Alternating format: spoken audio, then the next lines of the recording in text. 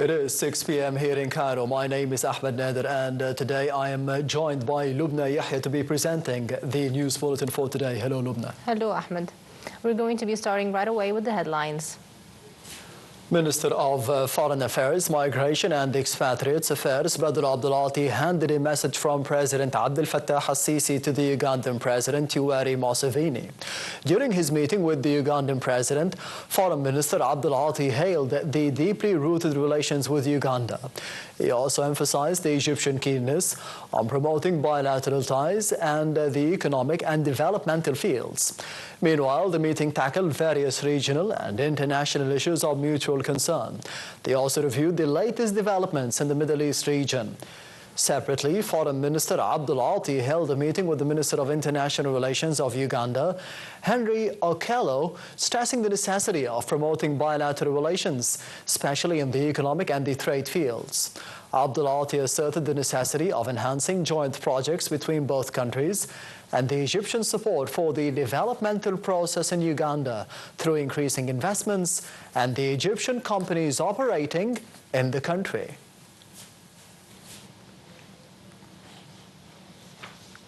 Israeli occupation Air Force pounded Beirut's suburb of Dahya overnight, destroying dozens of buildings in several neighborhoods. Recently, Israel has intensified its airstrikes on the city of Baalbek and nearby villages, as well as different parts of southern Lebanon.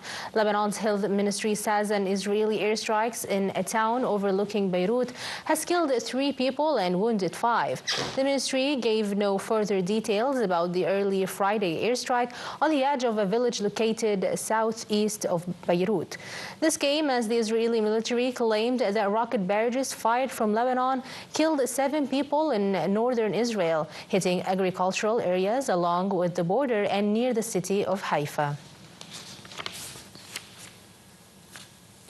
Lebanon's Prime Minister Najib Mikati criticized the Israeli expansion of the attacks on his country, saying that they indicated a rejection of the efforts to broker a truce after more than a month of war. Mikati's statement came a day after the Israeli Prime Minister Benjamin Netanyahu met visiting U.S. officials to discuss a possible deal to end the war in Lebanon. He added that the Israeli statements and diplomatic signals that Lebanon received confirmed the Israeli stubbornness in rejecting the proposed solutions and insisting on the approach of killing and destruction.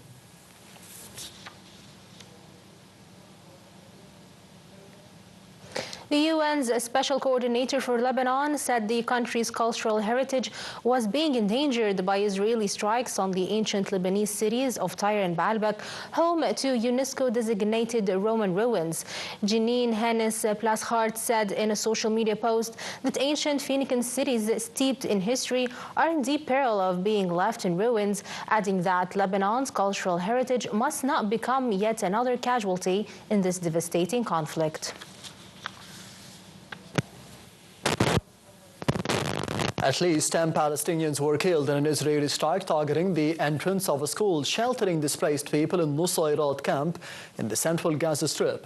In another incident, 47 Palestinians were killed and dozens injured in overnight Israeli bombardment of the central Gaza Strip.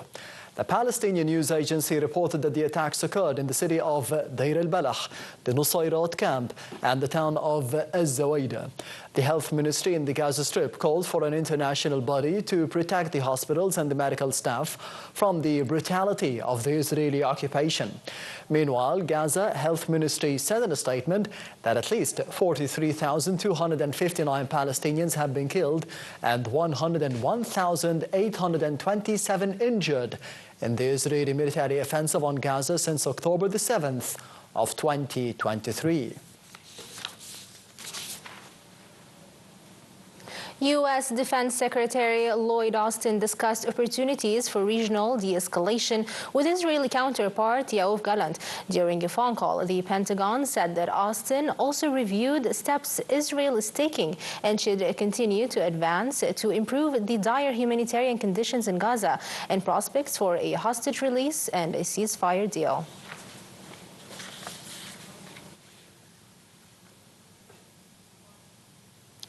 4 Palestinians were killed in the Israeli occupation military operations in the occupied West Bank city of Tul Karm overnight. The Palestinian Health Ministry and an official reported martyrs in Noor Shams camp in Tul Karam due to the occupation shelling. The occupation forces are still conducting bulldozing operations in the streets of the camp, and there are injuries.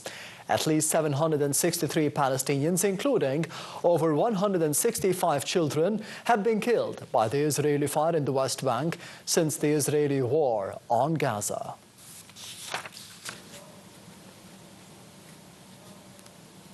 Iraq's parliament elected lawmaker Mahmoud al-Mashhadani as its speaker as he won by 182 votes. The speaker plays an important role in serving as an intermediary between the various political blocs and will be key to the government's efforts to achieve economic reforms and reduce internal tensions.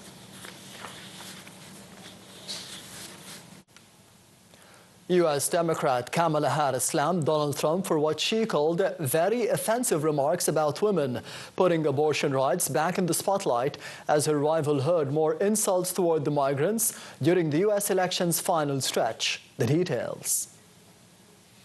Kamala Harris slammed Donald Trump for what she called very offensive remarks about women, putting abortion rights back into the spotlight as her rival hurled more insults and denigrated migrants during the U.S. election's final stretch. With each candidate seeking even the slightest of advantages, they took their knife-edge White House race to western battleground states, homing in on immigration and wooing Latinos 5 days before voting concludes November 5th.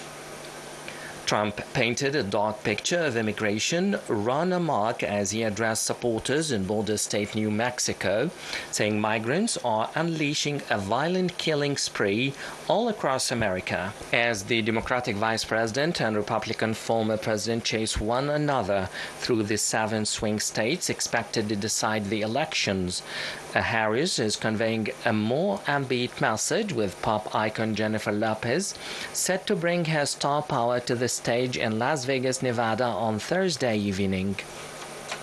Trump too was rallying in Nevada, with the rivals also visiting Arizona, where Harris spoke in Phoenix, and Trump was holding a scheduled interview with ex-Fox News host Tucker Carlson.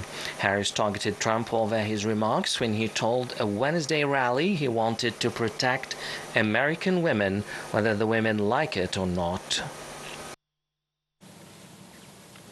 North Korean Foreign Minister Choi Son-hui said at talks in Moscow with Russian Foreign Minister Sergei Lavrov that they will be back in Russia until it achieves victory in the Ukraine war. The Foreign Ministry said that traditional, historically friendly relations, which have traveled the tested path of history, today are rising to a new level of relations of invincible military comradeship. She said Pyongyang had no doubt that under Putin's wise leadership, the Russian army and people would achieve a great victory in their sacred struggle to protect the sovereign rights and security interests of their state. The United States expects North Korean troops in the Russian Kursk region to enter the fight against Ukraine in the coming days. U.S. Secretary of State Antony Blinken spoke after North Korea conducted the longest ever intercontinental ballistic missile test earlier. Blinken added that Russia has been training the North Korean soldiers in artillery, unmanned aerial vehicles or drones, and basic infantry operations, indicating that they fully intend to use the forces in frontline operations. He also noted that they would become legitimate military targets if they enter the battlefield.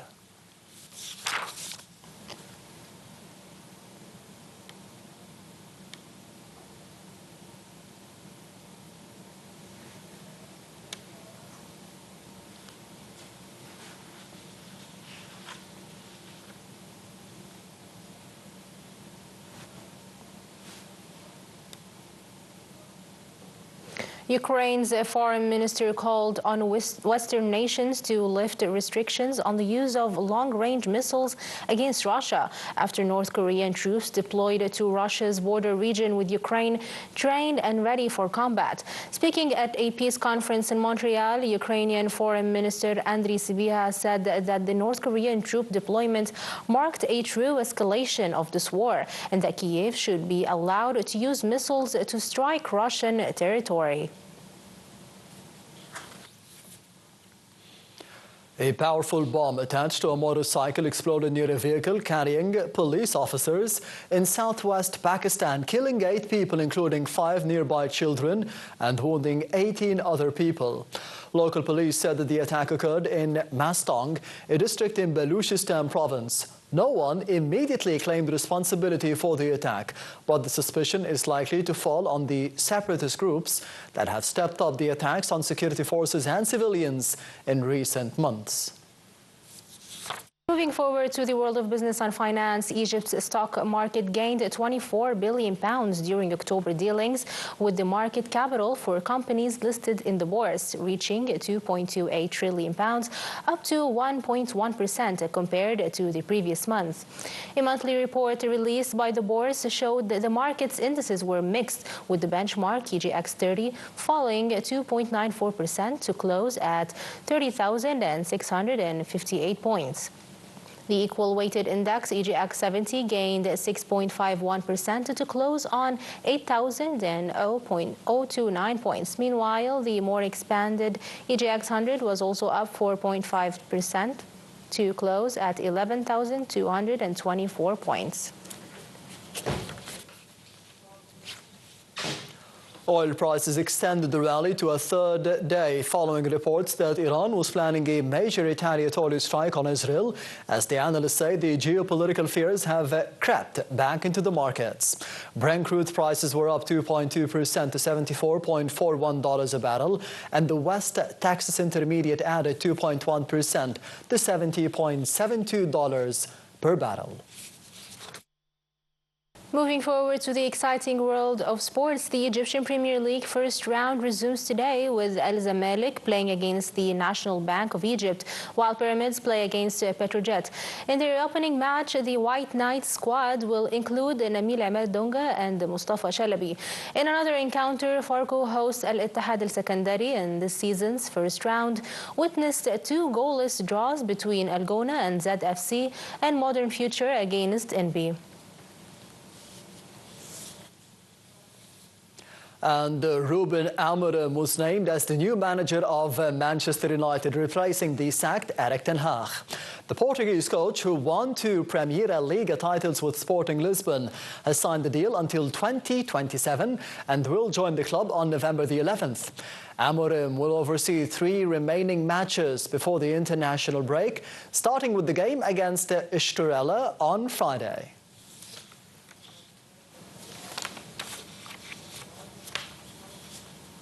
And this brings us to the end of the news bulletin for today, Lubna. Thank you, Ahmed. Thank you, everyone, for watching, and have a good evening.